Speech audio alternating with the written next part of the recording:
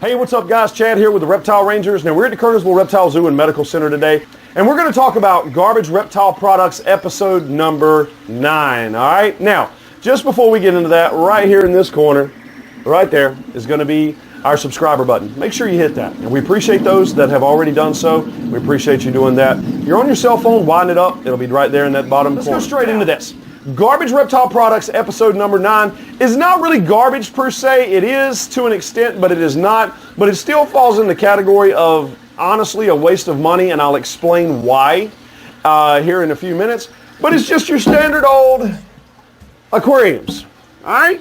Just these things that you can buy at the store. They come in kits. Those are definitely a waste of money. We've already we've covered some of that. Something like this right here, this standard little kit, as they call it, starter kit. That's a joke.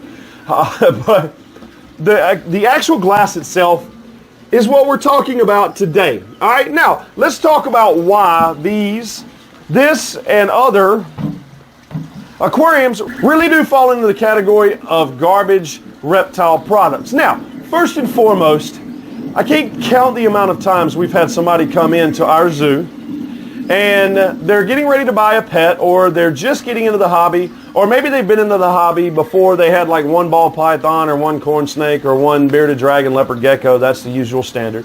But it was a long, long time ago. They're trying to get back into it. They've always enjoyed them. And the first thing they start talking to us about is habitats. Of course, we start talking to them about the specific species they're interested in, and then the habitats, how to set them up. We do set up habitats for folks if they don't have it, so we'll set it straight up for them. But one of the biggest things that we start talking to them about is these just standard aquariums that with the top, open top lid. The first thing we tell them is if you get into this serious enough, you're going to fully regret having all these tanks sitting around the house, because that's what happens. Sure enough, X amount of months or sometimes even a year or so later, they start coming back to us. Hey man, I've got all these aquariums. They've been buying all these pets. They've been setting the habitats up wonderfully. I mean, the aquariums can be set up to look really, really nice and very showy.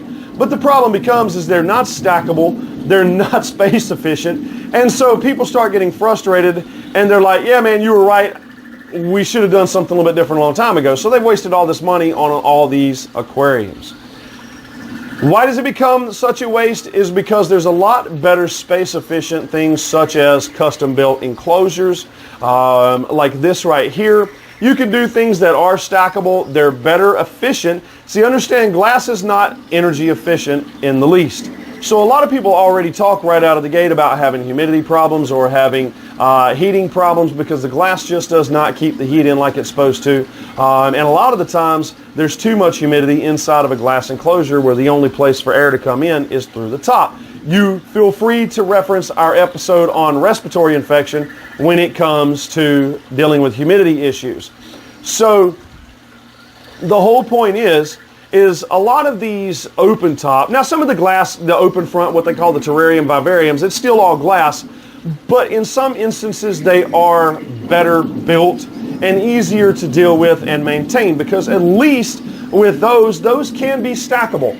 It doesn't give you the opportunity to be able to put heat lamps on the top of each one of them, but you can also put heat sources in different forms and fashions on something like that. They are at least stackable, okay? But like I said, these aquariums like this right here, just a standard, when somebody would first walk in, they're like, oh yeah, you need this 10-gallon, you need this heat lamp, you need this. The 10-gallon is going to become very frustrating very, very quickly, especially as people start getting more and more and more reptiles.